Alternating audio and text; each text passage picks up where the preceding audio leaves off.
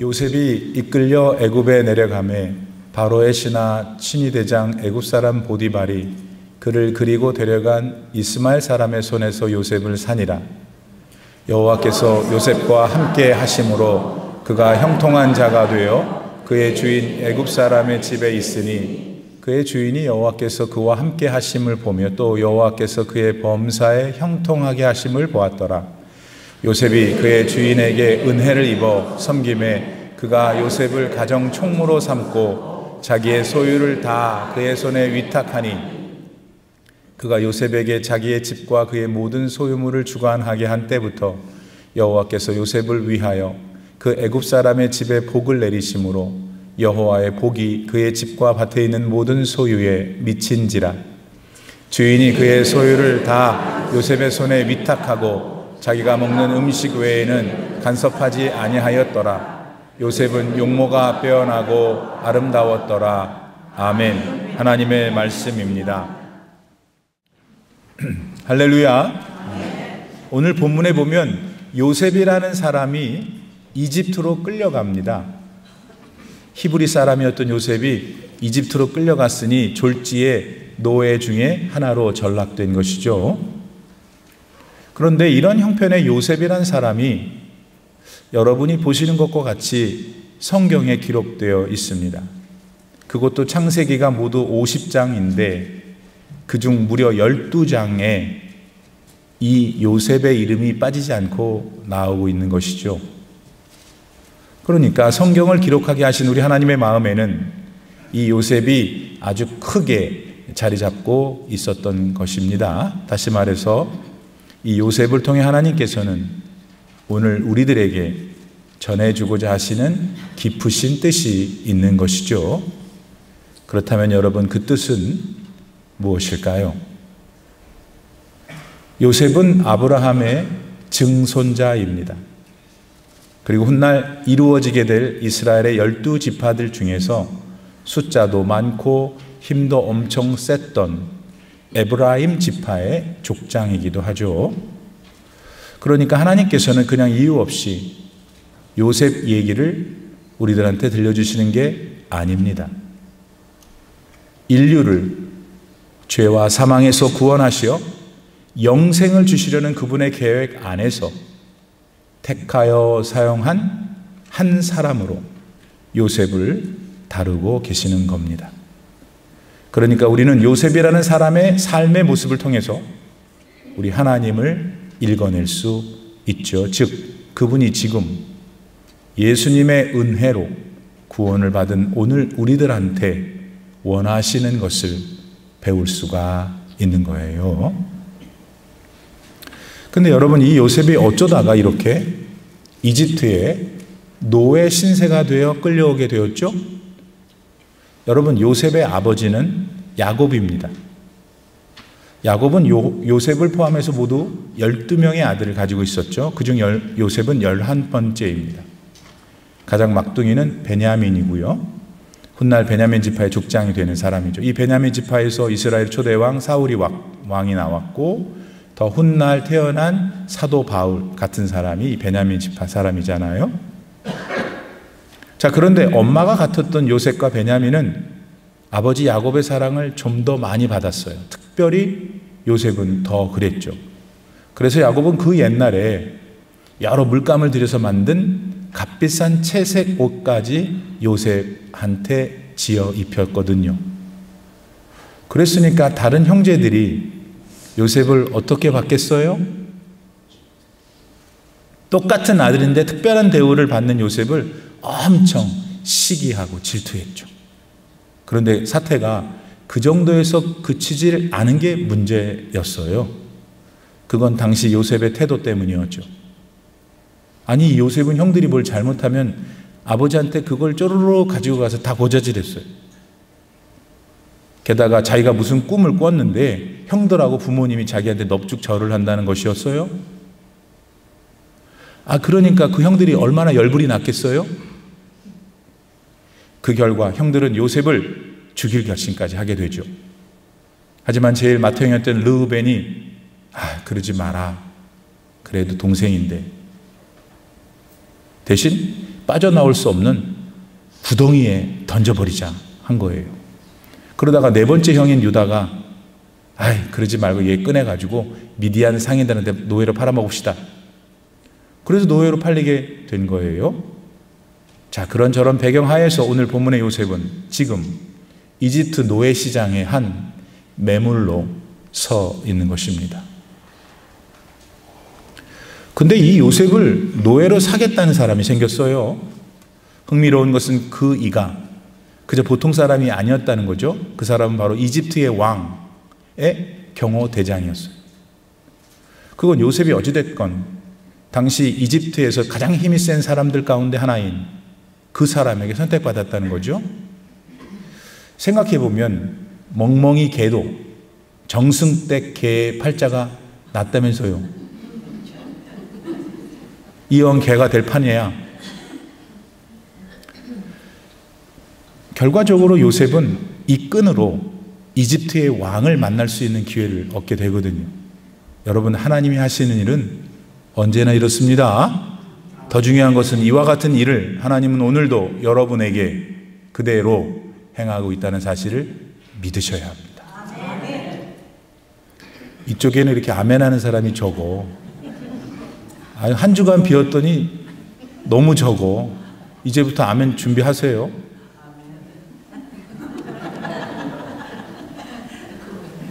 자, 이렇게 경호대장 보디발의 집으로 간 요셉의 삶은 그 후 어떻게 전개되었다고 오늘 성경은 전해주고 있죠.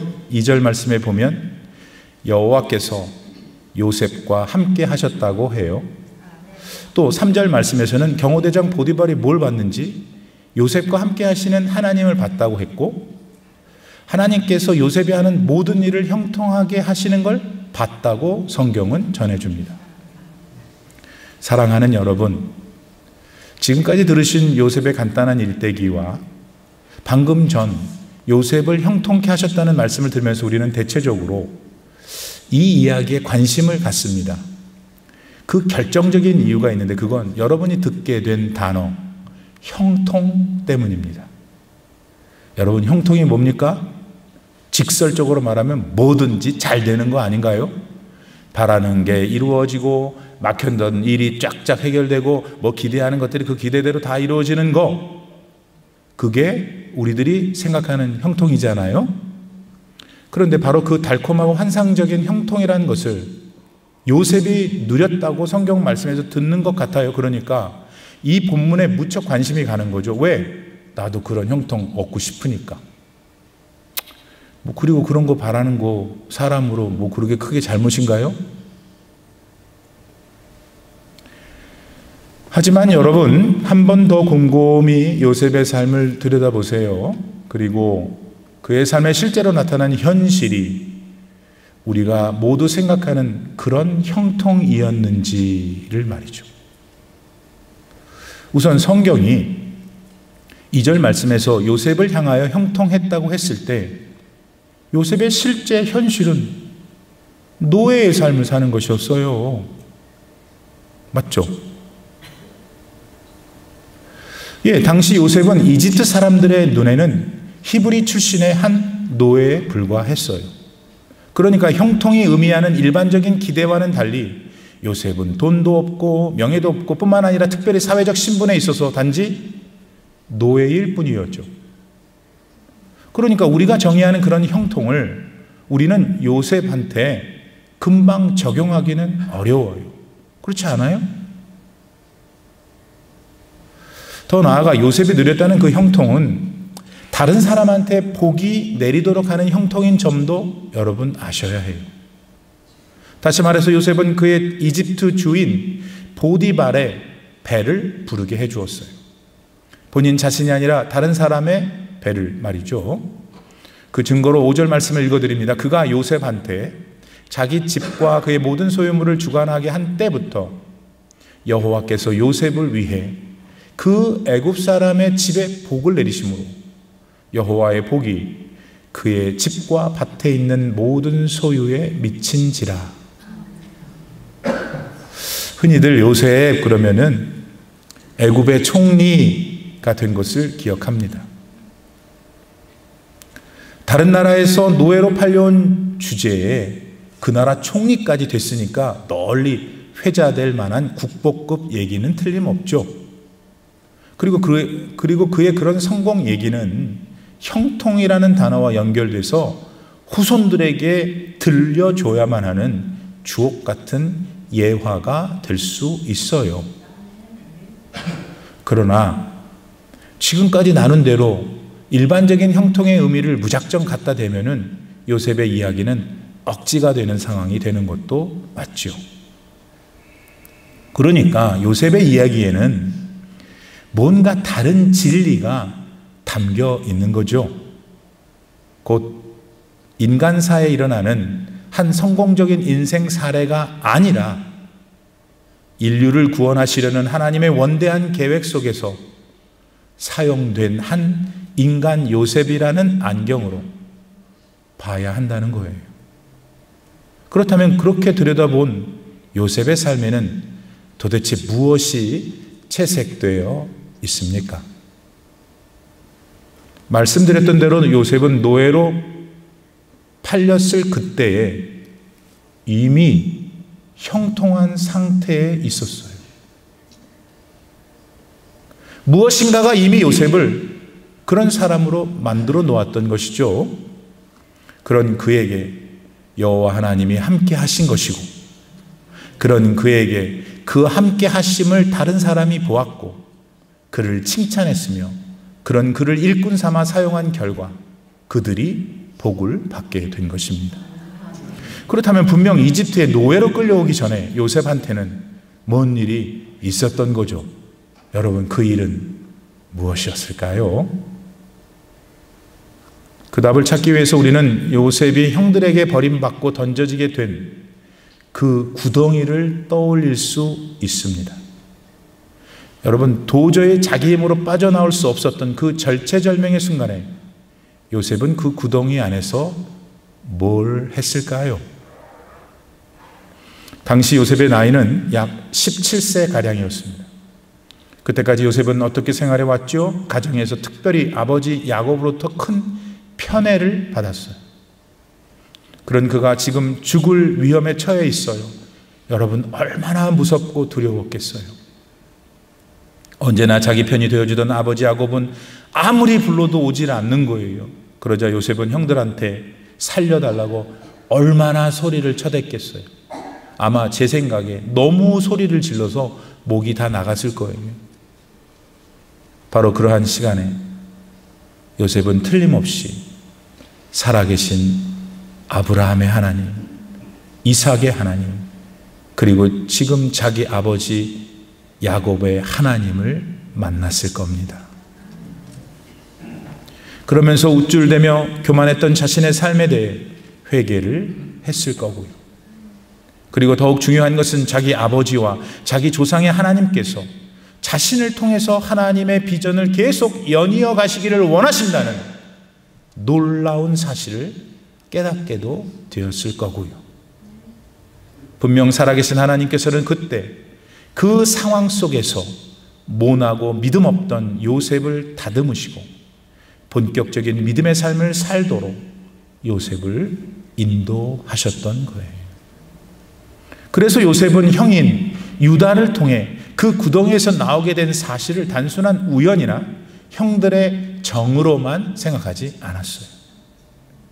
또한 미디안 상인들의 손에 넘겨져서 애굽으로 팔려가게 된 자신의 현실에 대해서도 전혀 절망하지 않았고요.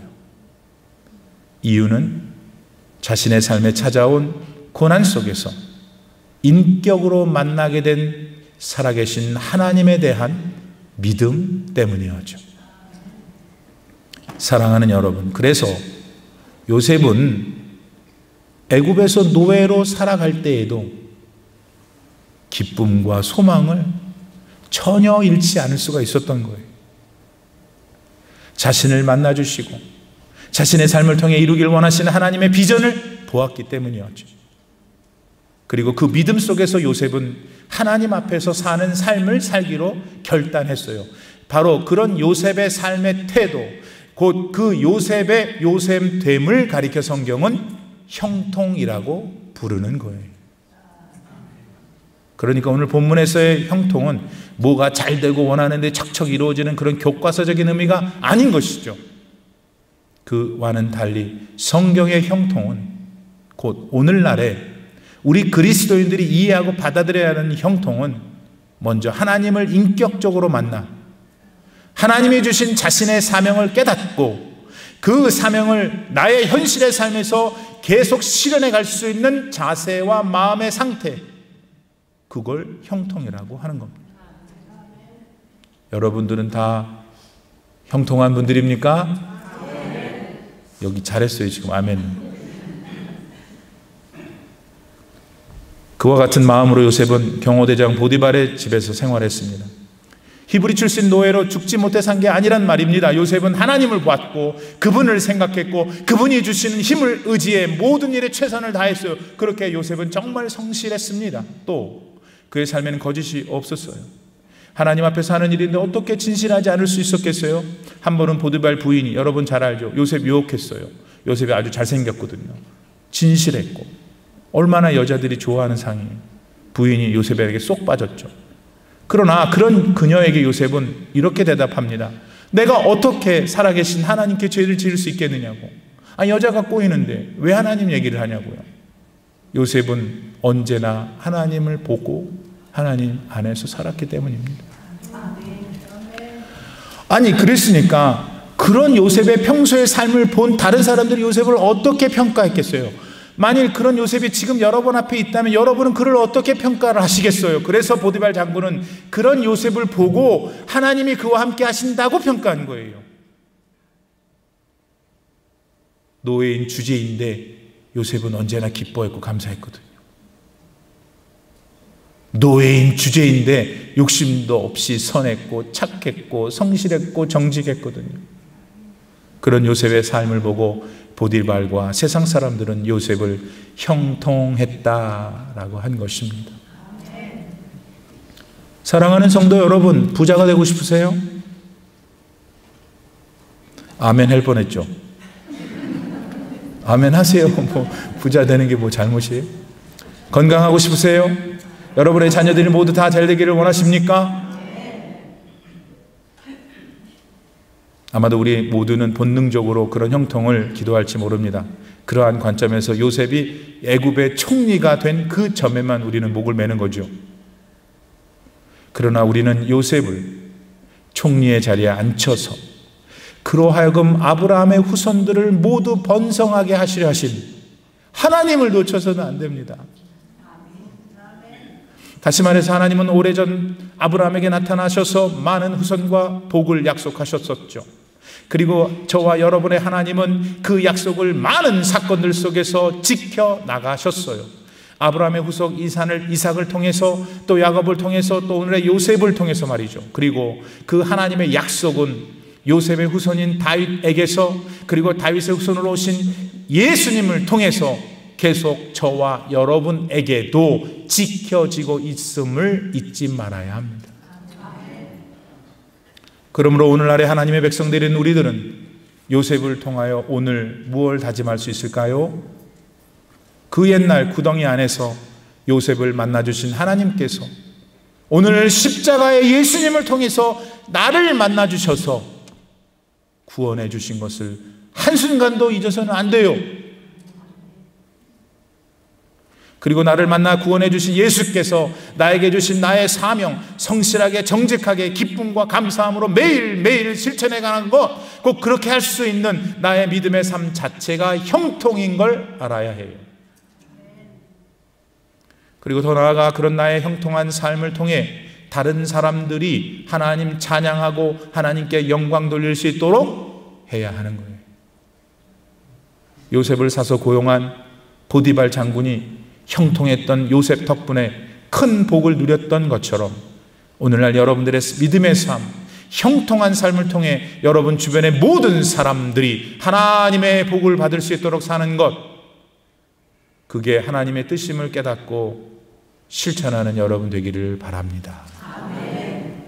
수천 년 전 우리 하나님은 당신의 그 원대한 인류 구원 계획을 요셉과 같은 사람을 통해 이루셨습니다. 그리고 그 아직 완성되지 않은 구원의 계획을 오늘날에는 바로 여러분과 같은 믿음의 사람, 형통의 사람과 함께 이루어가기를 원하고 계세요. 그만큼, 그 정도로 그리스도인인 여러분 한 분 한 분은 하나님께 소중한 분들입니다. 그러니까 왜 그렇게 아직도 삐져가지고 그러고 있어요? 그렇게 왜 두려워해요? 그렇게 왜 팔자 타령만 하고 있어요? 여러분은 그런 분이 아니에요. 하나님이 함께 하신다고요. 한번 믿어보세요. 그리고 하나님이 여러분과 함께 하는 걸 체험해 보세요. 여러분, 애굽에서 총리까지 지낸 요셉이 창세기 50장 25절 말씀에서 자기가 죽으면 자기 유고를 자기 고향으로 가져다 달라고 부탁해요. 자기 고향은 자기 증조부 아브라함, 할아버지 이삭, 아버지 야곱이 묻힌 곳이죠. 아니 근데 왜 요셉은 약속의 풍요의 땅, 지가 총리로 남긴 업적과 영광이 무궁무진한 땅 애굽에서 하필 불모지 같은 그 척박한 땅 가나안으로 자기를 보내달라고 했냐 말이에요. 그건 바로 그 땅에 살아계신 하나님의 약속이 있었기 때문입니다. 그 선조들과 자기에게 약속하신 영원한 생명, 그것이 있는 곳이기에 그렇게 한 것이죠. 요셉은 당시 세상에서 가장 좋은 것들을 누렸지만 그 모든 것들이 영원한 하나님 나라에 들어가는 것에 비할 때 아무것도 아닌 걸 알았어요. 그러니까 버렸지. 곧 영원한 생명을 주시는 유일한 분, 살아계신 하나님의 품이 세상에서 제일인 것을 요셉은 알았기 때문입니다. 성도 여러분, 세상도 귀하고 세상에서 하고 싶은 것들 다 소중해요. 그러나 진정으로 성경이 말하는 형통을 여러분은 소유하셔야 해요. 우리를 죄와 사망의 권세에서 구원해 주시고 영원한 생명을 허락하신 예수 그리스도 구주와 함께 깊은 교제를 매일 해야 해요. 그리고 하나님 나라를 소망하셔야 해요. 그 다음에 실제의 삶에서 정직하고 하나님 보시기, 성실하고 하나님 보시기, 그런 삶을 사는 게 형통한 삶이고, 다른 사람이 여러분 보고 나도 하나님 믿어야 되겠다, 나도 예수님 만나야 되겠다 되는 거예요. 자, 지금 여러분이 어떤 인생의 계절에 서 있는지 이 문제에 관계없어요. 90살이세요? 할렐루야 아멘. 네. 80살이세요? 할렐루야 아멘. 여기 또 지연이가 왔네. 쟤는 30살 같아. 30살이세요? 아닌가? 20대? 20대세요? 할렐루야 아멘. 여러분이 어느 인생의 계절에 서 있는 건 중요한 게 아니에요. 형통한 삶을 사셔야 하는 것입니다. 그리고 지금 세상에서 내가 얼마를 소유하고 있는가, 이건 더 문제가 안 돼요. 세상은 그거 가지고 말하고 여러분 그것 때문에 속상하지만 정신을 차리세요. 여러분이 이미 형통한 사람인데 하나님이 주시면 주는 거고 안 주시면 어떻게 안 주는 거를 그렇게 믿어야죠.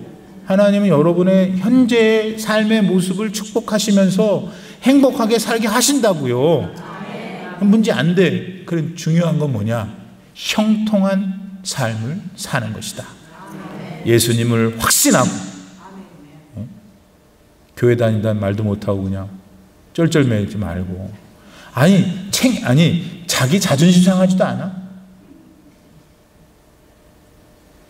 예수님에 대한 구원의 확신을 가지고 예수님의 지도를 기도 가운데 받고 하나님만 주실 수 있는 하늘의 신령한 기쁨을 누리면서 여러분 모두 형통한 삶을 살기를 예수님의 이름으로 축원드립니다. 기도합시다. 하나님 아버지, 요셉의 형통이라는 설교 제목을 들었을 때 아이고 나도 형통하고 싶은데 우리는 이미 예수님 안에서 형통한 자들임을 발견하게 하옵소서. 형통을 누리는 지혜가 있게 하옵소서. 올림피아 하나장로교에 속한 모든 주의 권속들은 더 성숙한 요셉과 같은 사람들이 되어 하나님께 쓰임받는 복된 성도들이 다 되게 하옵소서. 예수님의 이름으로 기도드립니다. 아멘. 우리 다 같이